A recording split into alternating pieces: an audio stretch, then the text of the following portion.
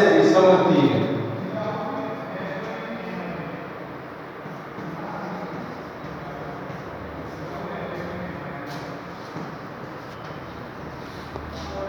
विषम तीर रही है गर्म और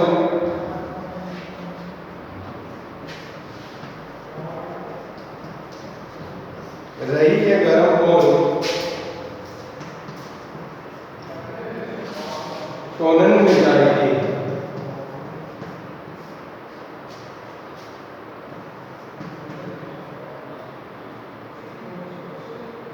टोनन में जाएगी।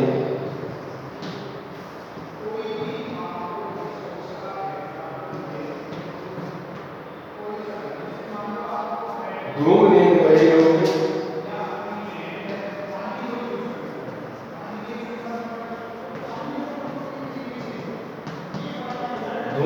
गए लोग आगे पर लिए हैं।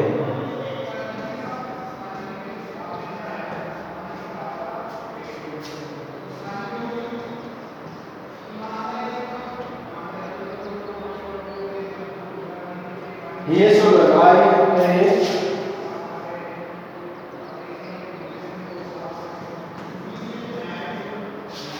ये सो लगाए हैं।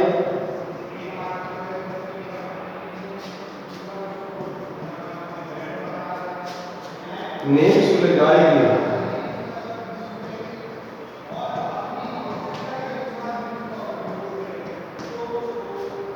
मारो गीत जानी मारा।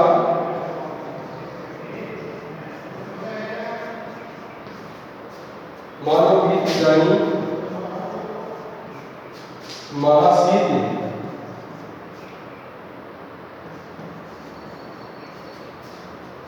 पेन पसारी पानी।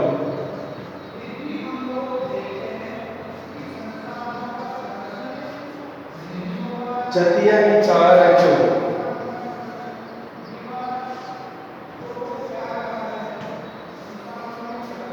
चतिया की चार रखो।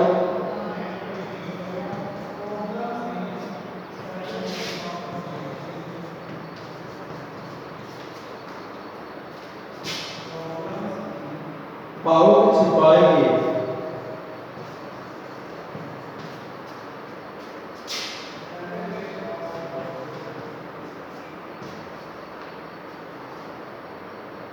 देखो इसमें जो इससे पहले जो दोनों ऋतुएं थी, एक में शीत ऋतु ग्रीष्म ऋतु का और एक में वर्षा ऋतु का वर्णन था। इसमें सेनापति ने शीत ऋतु का वर्णन किया है। कौन सी ऋतु का वर्णन किया है? शीत ऋतु का। शीत ऋतु का मतलब शरद ऋतु का वर्णन किया है। किसका? शरद ऋतु का वर्णन किया है। हाँ, तीनों ऋतुओं का वर्णन है इसमें। प्रसिद्ध दोनों है उसमें, एक में था वर्षा ऋतु का, दूसरी में आ गया फिर वर्षा ग्रीष्म ऋतु का, और इसमें शरद ऋतु का। शीत को प्रबल सेनापति कोपी चढ़ो दल। शीत यानी थोड़ी नेटवर्क की प्रॉब्लम है बेटा। शीत यानी सर्दी। शीत यानी सर्दी। शीत को प्रबल सेनापति कोपी चढ़ो दल। कोपी यानी क्रोध। प्रबल तेज, प्रबल तेज भयंकर, और चढ़े यानी चढ़ना। चढ़ना देखो, शीत को प्रबल सेनापति कोपी चढ़ो दल, यानी शीत ऋतु का जो प्रभाव था वो तेज हो गया है। ऐसा लग रहा है जैसे शीत ऋतु क्रोध के साथ, जैसे शीत ऋतु क्रोध के साथ क्या कर रही है? चढ़ाई कर रही है। जैसे शीत ऋतु क्रोध के साथ क्या कर रही है? चढ़ाई कर रही है। समझ में आ गया क्या? जैसे शीत ऋतु अपने दल बल के साथ, अपनी सेना के साथ क्या कर रही है? चढ़ाई कर रही है। निबल, निबल यानी कमजोर, अनल यानी आग, गय यानी जाना, सूर्य यानी सूर्य, सूर्य यानी सूर्य, सीरा यानी ठंड, सीरा यानी ठंड, ठंड से सूर्य भी, जो सूर्य की जो गर्मी है, सूर्य की जो आग है, वो भी ठंड के मारे क्या हो गई है, कमजोर हो गई है, निर्बल हो गई है। कहने का तात्पर्य है कि ठंड से जो सूर्य का जो प्रभाव था वो भी क्या हो गया है, कमजोर पड़ गया है। दोबारा देखो, सूर्य निबल अनल गयो सूर्य सिराएगी, यानी सूर्य का जो प्रभाव था वो भी निर्बल हो गया है, सूर्य का जो प्रभाव था वो भी कमजोर ही हो गया है। यानी जो आग थी वो शक्तिहीन हो गई है, आग कमजोर पड़ गई है और सूर्य भी क्या हो गया, ठंड के मारे जाकर के छिप गया है। आगे को देखो, हिम के समीर, हिम यानी बर्फ, समीर, समीर वायु, समीर का होता है वायु, हवा या वायु कोई कुछ भी लो, हवा या वायु दोनों में से कुछ भी लिख सकते हो आप। बरसे यानी बरसना, विषम यानी भयंकर, तीर यानी तीर। शरद ऋतु में जो शीतल हवाएं, शरद ऋतु में जो शीतल हवाएं चल रही है, ऐसा लग रहा है जैसे भयंकर तीर, आवाज तो नेटवर्क की प्रॉब्लम है। हिम के समीर नहीं बारिश से विषम तीर, ऐसा लग रहा है जो ठंड शरद ऋतु में जो ठंडी हवा चल रही है, बर्फीली जो हवा चल रही है, ऐसा लग रहा है जैसे विषम यानी भयंकर तीर बरस रहे हैं। ठंडी हवा ऐसी लग रही है जैसे कोई भयंकर क्या है, तीर है,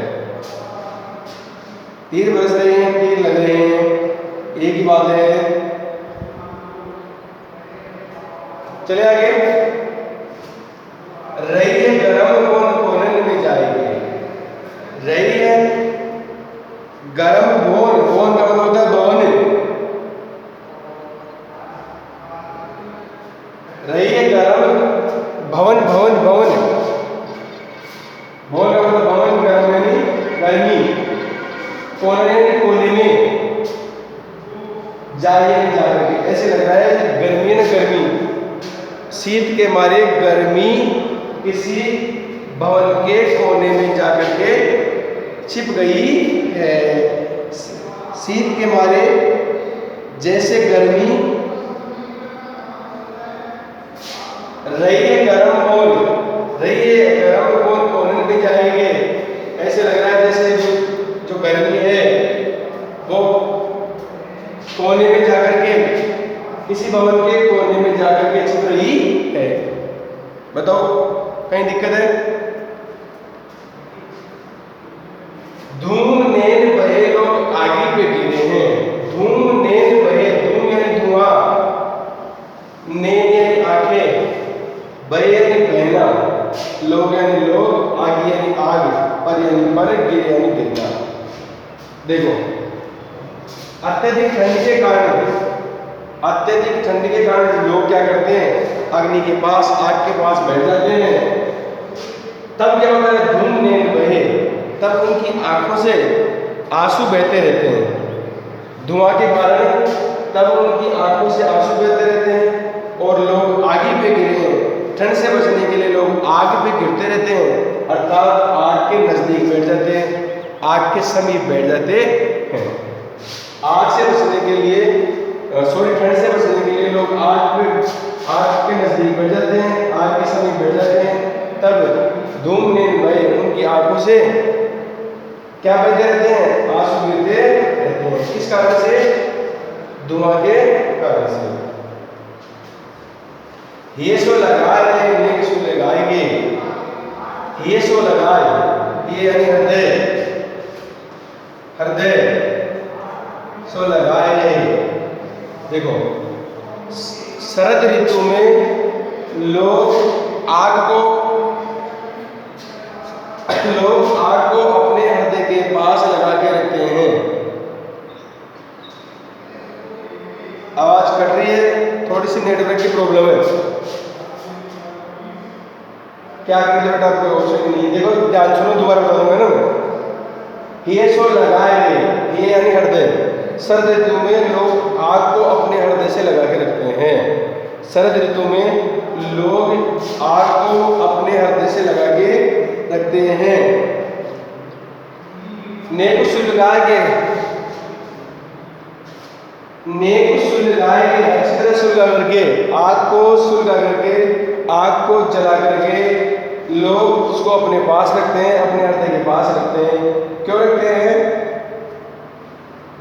सर्दी से बचने के लिए।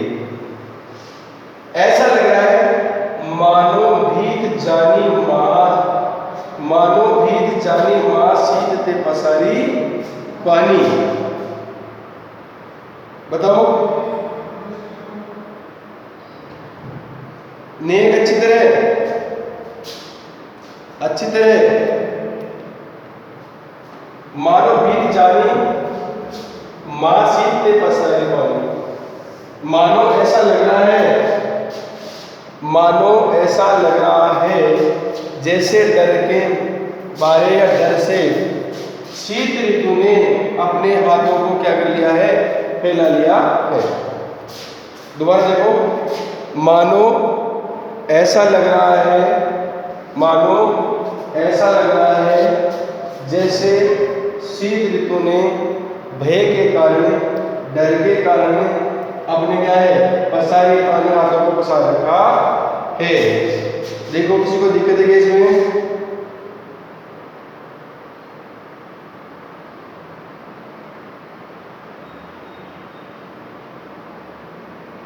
देखो, मानो भीत जानी माँ शीत ते पसारी पानी।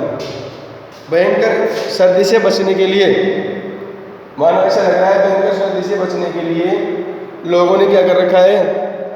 लोगों ने क्या कर रखा है? अपने हाथ उस आग की ओर फैला रखे हैं। उत्प्रेक्षा अलंकार इसमें कौन सा है? उत्प्रेक्षा अलंकार। इस पंक्ति में उत्प्रेक्षा लिख लो, उत्प्रेक्षा अलंकार।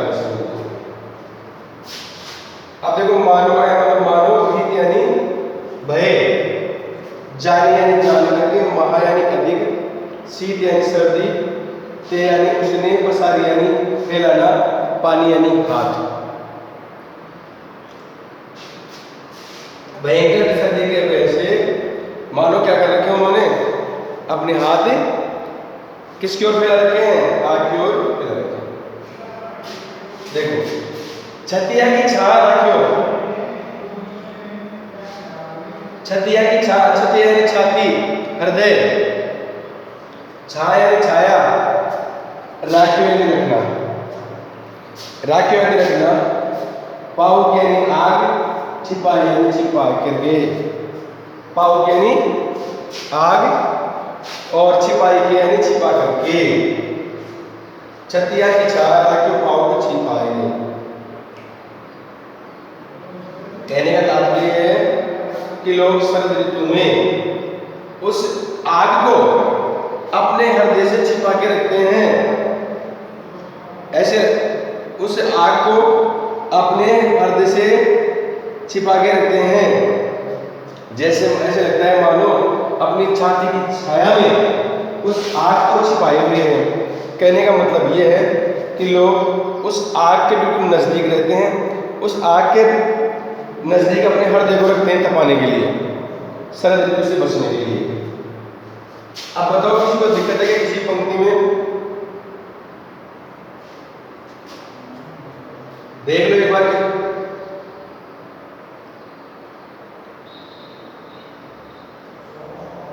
नहीं है दिक्कत किसी को भी? किसी भी पंक्ति में, किसी भी शब्द में पढ़ के देख लो एक बार, मैं साफ कर रहा हूं उसको।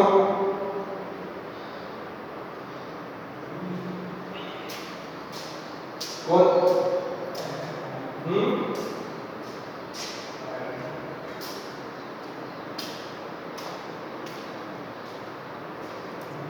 तुझे समझ में आया कि नहीं करते तो बदल दो।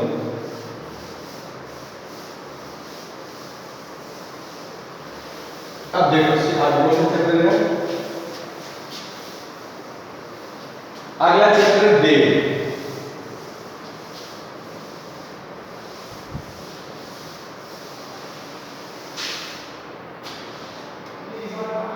अगला चैप्टर दे।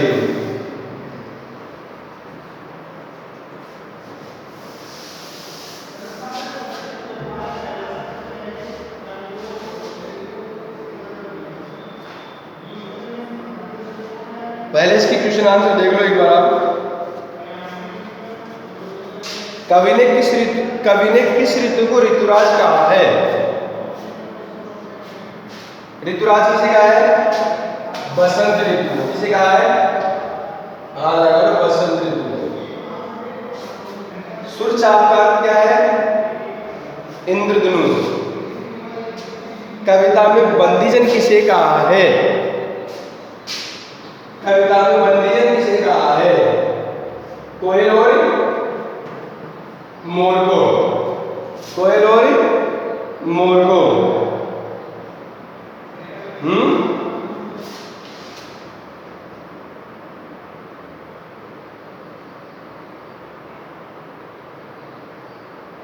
बहु रहा है बेटा, सही बहु रहा है, बहु रहा है। फिर आगे, प्रिय ने किस ऋतु में वापस आने के लिए प्रेयसी से कहा था? वर्षा ऋतु। वर्षा ऋतु, ठीक है। ऋतु वर्णन में ऋतुराज किसे कहा गया है? बसंत ऋतु।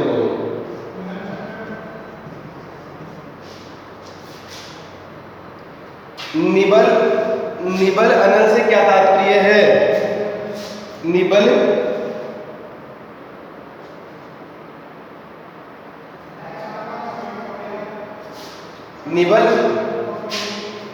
सुनो, निबल अनल का मतलब यह है शीत ऋतु के कारण आग का प्रभाव कम होना। इधर देखो, आपको उधर में देखो, हाँ, शीत ऋतु के कारण आग का कमजोर पड़ना। आग कमजोर रहती है शीत ऋतु में। अब देखो, चतुरंग दल से सेनापति का क्या तात्पर्य है? चतुरंग दल से सेनापति का क्या तात्पर्य है? चतुरंग दल से चतुरंगी सेना।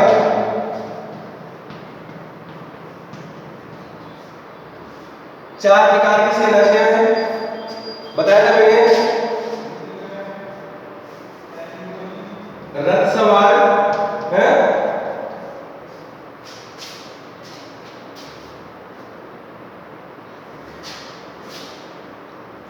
अब क्या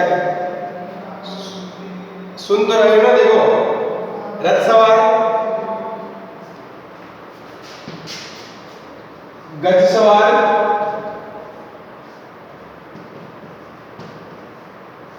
रथ सवार, गज सवार और घुड़सवार।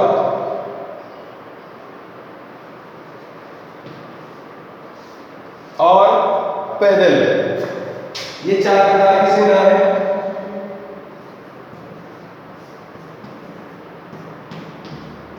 रथ सवार, गज सवार, घुड़सवार और पैदल, इसे कहते हैं चतुरंगिनी सेना। सावन के माह में कामदेव नायिका को परेशान कैसे कर रहा है? सावन मास में कामदेव नायिका को इसलिए परेशान कर रहा है क्योंकि जो काली काली घटाएं आकाश में छाई हुई है, बिजलियां चमक रही है, बादल गरज रहे हैं, कोयल और मोर बोल रही है, पवन चल रही है, और विरह रूपी जो ज्वर है नायिका को चढ़ रहा है, उसके जो प्रियतम है वो सावन मास में आने के लिए बोल के गए थे, परंतु सावन मास में लौट करके नहीं है, इसीलिए कामदेव नायिका को परेशान कर रहा है। अगला क्वेश्चन है, ग्रीष्म ऋतु में बादल और हवा की स्थिति कैसी हो गई है? ग्रीष्म ऋतु में बादल और हवा की स्थिति कैसी हो गई है? ग्रीष्म ऋतु में हवा की स्थिति और बादल की स्थिति कैसी हो गई है?